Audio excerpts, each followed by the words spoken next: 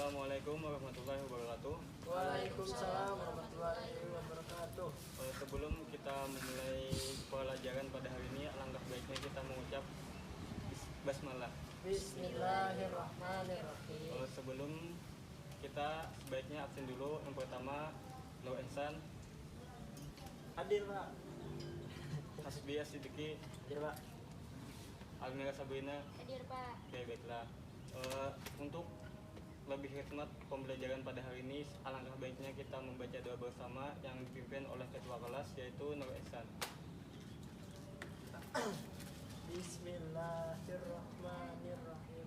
Raditu billahi robba wa bil islami dina wa bi muhammadin nabiyya wa rasula. Rabbi israh li sadri wa yassir li amri wahlul 'uqdatam min lisani yafqahu qawli. Rabbana atina fid dunya hasanah wa fil akhirati hasanah wa qina adzabannar. Walhamdulillahi rabbil alamin. Alhamdulillahirrahmanirrahim. Apakah kalian ingat materi minggu lalu?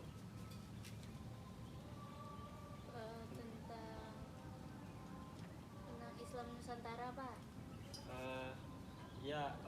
Materi minggu lalu ialah tentang Abdul Rauf Asingkili. Siapakah Abdul Rauf Asingkili? Abdul Rauf Asingkili ialah salah satu ulama Aceh Darussalam, salah satu ulama Aceh yang terkenal pada masanya. Selanjutnya kita pada hari ini ialah membahas tentang salah satu ulama karismatik. Apakah kalian mengenal gambar berikut?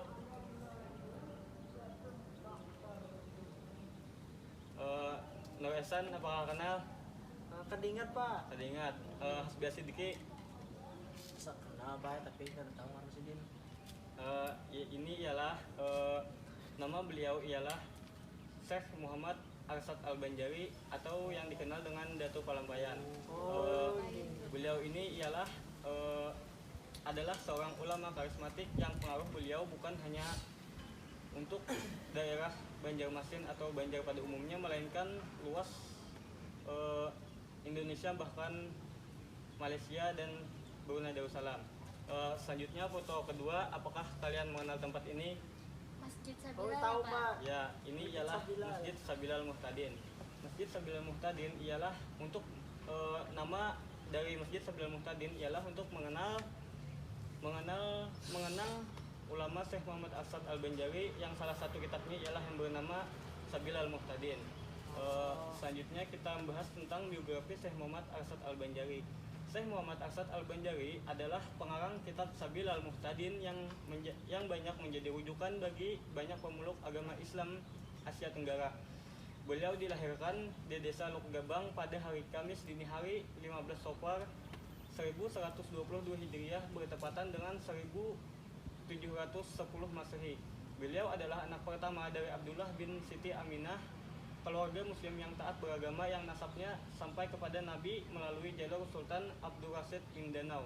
Nah, jadi ialah seorang juriat Nabi Muhammad SAW. Sejak masa kecilnya Allah Subhanahu wa taala telah menampakkan kelebihan pada dirinya yang membedakan dengan kawan sebayanya, di mana dia sangat patuh dan takzim kepada kedua orang tuanya serta jujur dan santun dalam pergaulan bersama teman-temannya. Allah Subhanahu wa taala juga menganugerahkan kepadanya kecerdasan pikiran serta bakat seni khususnya di bidang lukis dan kaligrafi. Seorang wali Allah, Allah sendiri yang menjaga pribadi kelakuannya dan menjaga keturunan-keturunannya. Selanjutnya ialah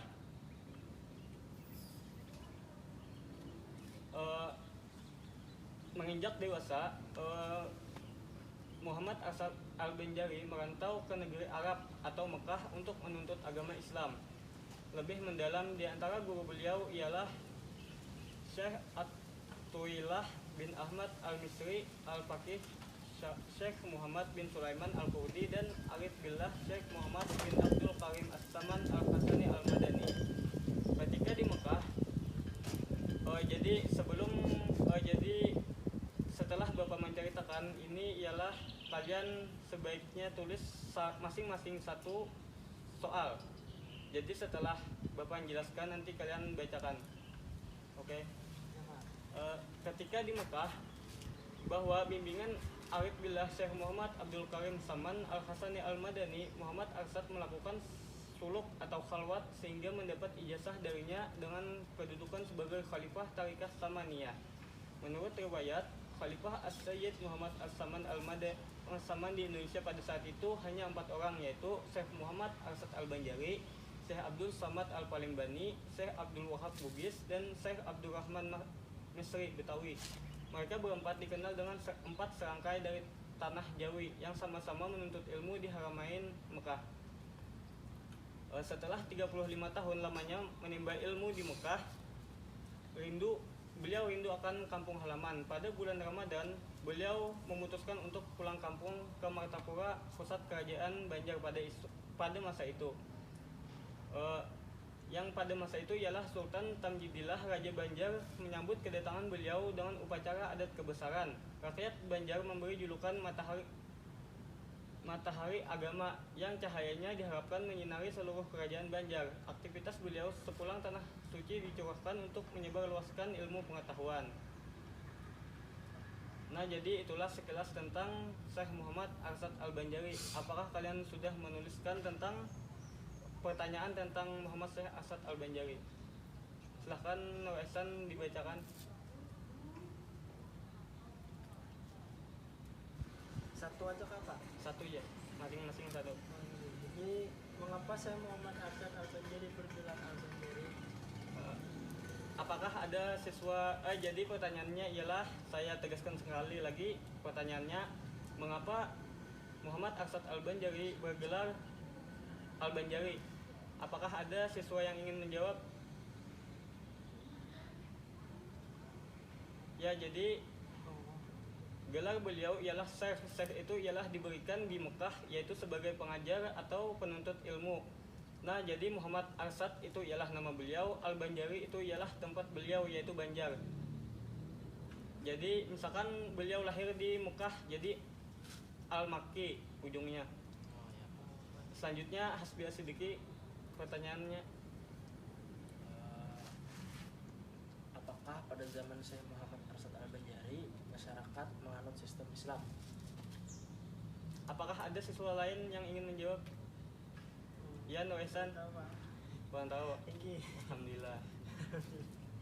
Ya, pada zaman Muhammad Arsad Al-Banjari, masyarakat Islam di Kalimantan Selatan khususnya menganut sistem Islam, yaitu pada masa Muhammad Arsad Al-Banjari, dan dihapuskan oleh Belanda ketika penjajahan di Kalimantan. Selanjutnya Almira Sabrina. Ada Pak. Selain Sabilul Muhtadin, apakah ada karya lain dari Syekh Muhammad Arsad Al-Banjari? Ya, apakah ada siswa yang ingin menjawab? Hasbi Siddiqi, apakah ingin menjawab Iya Pak, pertanyaan dari Almira? jawab lah.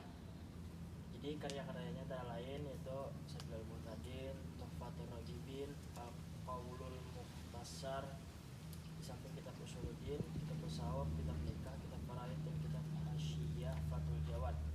Dan karyanya yang paling monumental adalah kitab Sabilul Muhtadin itu sendiri. Oke, baiklah, tepuk tangan untuk Hasbi Siddiqi. Nah, jadi itulah pelajaran kita tentang Syekh Muhammad Arsad Al-Banjari.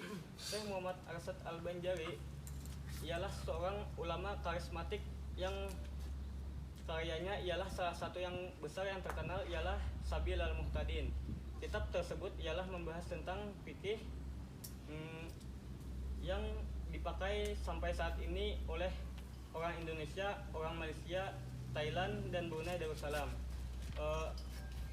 Syekh Abdul Somad pernah bercerita tentang Muhammad Arsad Al-Banjari. Beliau menceritakan bahwa ibunda beliau bisa belajar puasa, tentang puasa, sholat, dan sebagainya ialah membaca dari kitab Kerukunan Melayu. Kerukunan Melayu itu sendiri ialah ringkasan atau rangkuman dari Sabilul Muhtadin. Mungkin itu dari Bapak, salah hilap mohon maaf. Wassalamualaikum warahmatullahi wabarakatuh. Waalaikumsalam warahmatullahi wabarakatuh. Berapa menit lah? Bisa kah sampai Bang? 9 menit nyerah ya?